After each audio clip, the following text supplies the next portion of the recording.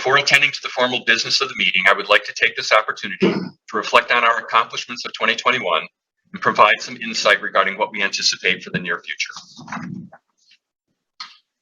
Our MagSense technology is designed to provide non-invasive detection of cancer and other diseases without the risks associated with radiation-based imaging technologies. Additionally, by using cancer-specific targeting molecules, we aim to eliminate unnecessary biopsies that are performed when standard imaging identifies a suspicious lesion, but can't confirm if it's malignant or benign. The prospective value and benefit to patient care of our approach was recognized by the FDA with the breakthrough device designation we received in 2019. And bringing this first-of-its-kind innovation from concept to clinic has been our sole mission. With that mission at the forefront, in 2021, the majority of our efforts were directed towards supporting the phase 1 study of our MagSense HER2 breast cancer imaging agent being taken here in Australia. While the study had officially commenced in December of 2020 at Monash Hospital in Melbourne, we found it difficult to secure additional clinical sites the first half of the year as hospitals dealt with the pandemic. Additionally, we did not anticipate the substantive and long-lasting impact of the pandemic would have on clinical research at many of the hospitals and the reduction of patients visiting their doctors. However, in the second half of the year, we were able to add new sites in New South Wales and Queensland, and we had multiple patients enroll in the study. Admittedly, enrollment continues to be challenging. As things return to normal, we anticipate that we will see an uptick in patients being screened and therefore accessible to our study and investigators. Over the course of 2021, we received many inquiries and calls for more frequent updates on the study, so I'd like to take this opportunity to clarify our view, consistent with ASX guidelines, regarding responsible reporting to shareholders. We understand completely that shareholders are anxious to know how the study is progressing, and we feel the best way to do that is when we have a meaningful information to communicate, such as our March announcement of interim results. We will continue to provide progressive updates when we have materially relevant information to share. Last year at this meeting, I mentioned that getting the first-in-human data from our phase 1 study would be an important inflection point for the company. So we were very pleased to achieve that objective and report in March the interim results from the first 5 patients. Even though we had every expectation our imaging agent would be safe and well tolerated, it was great to see that borne out in the assessment from the first 5 patients. Many new drugs fail in phase 1, and even though our imaging agent is not a drug per se, it is an injectable and is therefore subject to the same concerns as any substance injected into humans.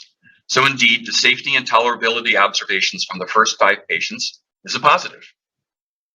Additionally, while results from 5 patients are not enough to determine the effectiveness of the nanoparticles for detecting metastatic disease, the data from these first patients has served to provide evidence that the nanoparticles are functioning as expected and has encouraged us to continue the study through this year to ensure we have obtained sufficient data. From the interim assessment showing that the nanoparticles can reach the target lymph nodes, we believe we are one step closer to demonstrating that targeted magnetic nanoparticles can be used to non-invasively find and detect the presence of cancer. Having demonstrated that we could design and develop a targeted nanoparticle for breast cancer, and having achieved entering the clinic, in 2021, we also began to expand our R&D efforts to look at other forms of cancer, where our targeted nanoparticle technology could also add clinical value. We received a $50,000 grant from the Australian government to fund research with Monash University's Biomedicine Discovery Institute to kickstart preclinical research on prostate cancer as an imaging agent. This work is ongoing, and as we noted in our most recent quarterly activity report, we have made progress with the PSMA targeted nanoparticle.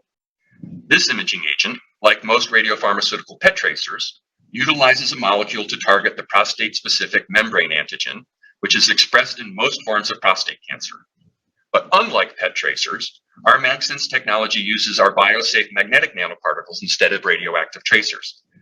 This we expect will making it safer as an alternative for prostate imaging.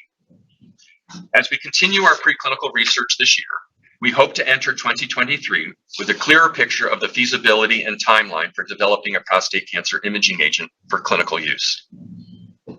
Also in 2021, we formed a collaboration with Patras Limited, an ASX-listed biopharmaceutical company, to explore the possibility of developing an imaging agent for brain cancer. The collaboration pairs the targeting capabilities of Patris's deoxymabs with the imaging capabilities of the MagSense technology. As a result of the progress of our in-house research in 2021, we are expecting this year to expand the collaboration to include a prominent Australian educational institution that has expertise in animal models of a severe and prevalent form of brain cancer, known as glioblastoma, to further this research. In addition to our R&D pipeline focused on improving diagnostic imaging of cancers, we have also cultivated third-party relationships where our expertise in nanoparticle technology can be leveraged to realize future revenues. We do not expect to see material changes in revenue for this year, but we'll continue to work with our partners as they develop their biomedical products, building an underlying source of revenue based on our nanoparticle manufacturing capabilities. We ended 2021 in good financial shape with a cash balance similar to the start of the year, in part due to the strong support from our shareholders exercising their listed options and the receipt of our 2020 R&D tax credit. Over the last 2 years, we've made significant progress in transitioning to be a clinical stage company, something many biotech companies fail to achieve. We have shown that we can make a targeted magnetic nanoparticle imaging agent. We have dosed breast cancer patients with the imaging agent, and to date have shown it to be safe and well tolerated. As we continue to accumulate the evidence of its effectiveness as an aid in the clinical care of breast cancer patients, we expect to further expand our pipeline to exit 2022 with a robust plan for developing molecularly targeted diagnostic imaging agents that use our magnetic particles to provide earlier detection of cancers and other diseases. In closing, I'd like to thank all the Imagine stakeholders, shareholders, customers, collaborators, advisors, employees, and directors for their support, and remind all of us why your support is so important. While treatments for cancer have improved over the past few decades, and the pharmaceutical industry puts massive resources behind finding treatments, we still don't have the proper tools to detect cancer early enough to enable treatments to work. The markets are large, and the opportunity to play a leading role in improving the way disease and cancer are diagnosed and treated is directly in front of us. Although our first study has progressed more slowly than we would like, and it can be tempting to see the glasses half full, we view the interim results positively and believe we are on the right course and will be able to positively impact patient outcomes in the future. I will now move on to the formal business of the meeting.